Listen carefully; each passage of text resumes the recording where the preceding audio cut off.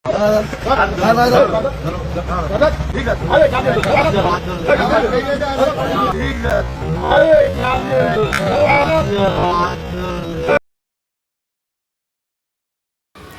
সেই শওকত মোল্লা, আপনারা সকলেই জানেন, ক্যানিংয়ের বিধায়ক এবং মুখ্যমন্ত্রী মমতা ব্যানার্জি এই শওকত মোল্লাকে বলেছিলেন, জীবনতলায় তুই তো বোম বাঁধবি আর মারপিট করবি। জীবনতলায় দুইজন আইএসএফ কর্মীকে মারছেন এবং জোরপূর্বক যে তৃণমূলের পতাকা হাতে ধরাচ্ছেন, এটাতে আর কোনো সন্দেহ নেই। আপনারা পুরো ভিডিও দেখলেন। তবে এই শওকত মোল্লা আরও কি বলছেন সেটা একবার শুনে নিন। এখানে যারা আইএসএফ কে ভোট দেন তাদের বলি, নিজের ভোটটাকে আইএসএফ কে দেওয়া চাইতে বিজেপি কে দিন, তাতে অনেক সুবিধা হবে।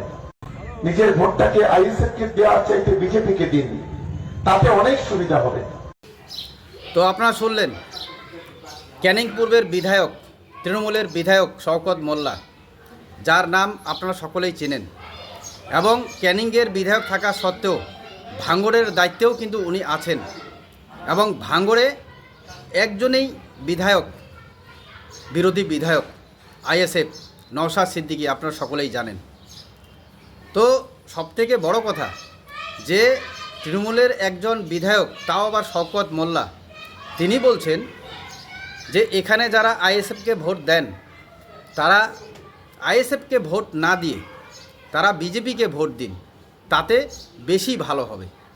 তো জানি না কি বেশি ভালো হবে, কিন্তু আমরা সকলেই জানি যে আমাদের পশ্চিমবঙ্গে প্রায় 294 জন বিধায়ক, যার মধ্যে এই ভাঙড়ের বিধায়ক, আইএসএফের বিধায়ক নওশাদ সিদ্দিকী, তার জনপ্রিয়তা ইতিমধ্যেই পুরো পশ্চিমবঙ্গে ছেয়ে গেছে, এবং পশ্চিমবঙ্গের সাধারণ মানুষ আইএসএফ করুক না করুক, কিন্তু আইএসএফের যে রীতিনীতি এবং বিধায়ক নওশাদ সিদ্দিকীর যে বক্তব্য, তাতে সকলেই অনুপ্রাণিত হয়ে সকলেই কিন্তু আইএসএফ নেতা নওশাদ সিদ্দিকীকে ভালোবাসেন, মনে সকলের মনে একটা জায়গা করে নিয়েছে।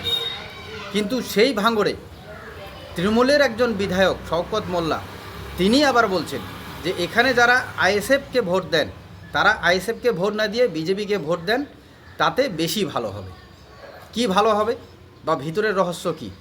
কেনই বা একজন তৃণমূলের বিধায়ক, শওকত মোল্লার মতো একজন বিধায়ক, একজন তৃণমূল নেতা, তিনি কেনই বা বলছেন যে যারা আইএসএফকে ভোট দেন তারা আইএসএফকে না দিয়ে বিজেপিকে ভোট দিন? তো যাই হোক, ভালো কথা। সব থেকে যেটা আজকের টপিক, এই শওকত মোল্লাকে আপনাদের সকলের মনে আছে, মুখ্যমন্ত্রী মমতা ব্যানার্জি তিনি নাকি জীবনতলায় যখন বাস স্ট্যান্ডের কথা বলেছেন, তখন স্বয়ং মুখ্যমন্ত্রী বলেছিলেন এই শওকত মোল্লাকে যে তুই তো ওখানে বোমা বাঁধিস এবং মারামারি করিস। কিন্তু সেই জীবনতলায় যে শওকত মোল্লা মারামারি করে, এটা তো প্রমাণিত হয়ে গেল এই ভিডিওতে। কেন? আইএসএফের দুইজন কর্মীকে জোরপূর্বক তৃণমূলের ঝান্ডা ধরিয়ে দিচ্ছেন, এবং জোরপূর্বক বলতে খালি জোরপূর্বক নয়, ভিডিওতে প্রকাশ্যে দেখা যাচ্ছে যে শওকত মোল্লা সহ তার আশেপাশের যে লোকজন, সেই দুইজন আইএসএফ কর্মীকে যখন ঝান্ডা হাতে নিচ্ছেন তখন কিন্তু মারছেন। তো এটাকে কি বলবেন? তো কাজেই হয়তো আরও একবার মুখ্যমন্ত্রী মমতা ব্যানার্জির কোথায় প্রমাণিত হলো যে জীবনতলায় এই শওকত মোল্লা মারপিটে করে। এবং আরেকটা কথা, যেটা বোম বাঁধে বলছে, সেটা তো আর প্রকাশ্যে ভিডিওতে দেখা যাবে না। তো তার মানে কি?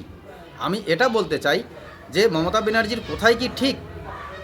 কারণ যদি ঠিক না হতো তাহলে জীবনতলায় দুইজন আইএসএফ কর্মী যদি স্বইচ্ছায় তারা টিএমসির ঝান্ডা নিচ্ছেন, তো তাদেরকে মারধর করার কি দরকার আছে? এবং ঝান্ডা নেওয়ার সময় তাদের যে আইএসএফ দুজন কর্মী, তাদের আচরণ দেখেই বোঝা যাচ্ছে যে তাদেরকে জোরপূর্বক এই কাজ করা হচ্ছে, তাদের হাতে ঝান্ডা তুলিয়ে দেওয়া হচ্ছে, এবং মারধরের ভয়ে হয়তো তারা ঝান্ডা হাতে নিচ্ছে। তো যাই হোক বন্ধুরা, আমি শুধু এই তৃণমূল বিধায়ক, ক্যানিং পূর্বের বিধায়ক, যিনি ভাঙড়ের দায়িত্বে আছেন, ওনার শুধু আসল যে চেহারা আমি আপনাদের সামনে তুলে ধরলাম। আর আরেকটা প্রশ্ন, কেন বললেন তৃণমূলের একজন বিধায়ক যে আইএসএফকে ভোট না দিয়ে আপনারা বিজেপিকে ভোট দিন, তাতে সব থেকে বেশি ভালো হবে? তো শুধু কি ভাঙড়ে বিজেপিকে ভোট দিলেই সব থেকে বেশি ভালো হবে? নাকি যে হারে এই গত 15 বছরে এই তৃণমূল দল, তৃণমূলের বিধায়ক এমপিরা সর্বস্ব, আমাদের বাংলার সর্বস্ব লুট করছে বলবো। উন্নয়নের নাম করে সর্বস্বই লুট, স্বাস্থ্য, শিক্ষা, কর্মসংস্থান সব জায়গায় লুট, পথশ্রী, যে কোনো শ্রী সব জায়গায় লুট হচ্ছে আপনারা দেখবেন। তো কাজেই এটা নয় কি যে শুধু ভাঙড়ে নয়, শুধু ভাঙড়ে নয়, পুরো পশ্চিমবাংলায় যে যাই দল করি না কেন, তাহলে সকলেই কি আমরা বিজেপিকে ভোট দেব? যদি ভাঙড়ে বিজেপিকে ভোট দিলে ভালো হয়, তাহলে পুরো পশ্চিমবাংলায় বিজেপিকে ভোট দিলে কেন ভালো হবে না? যদি এই সরকারটারই পরিবর্তন ঘটে, কেন ভালো হবে না? অবশ্যই কমেন্টে জানাবেন। তো কাজেই সজাগ থাকবেন। ধন্যবাদ।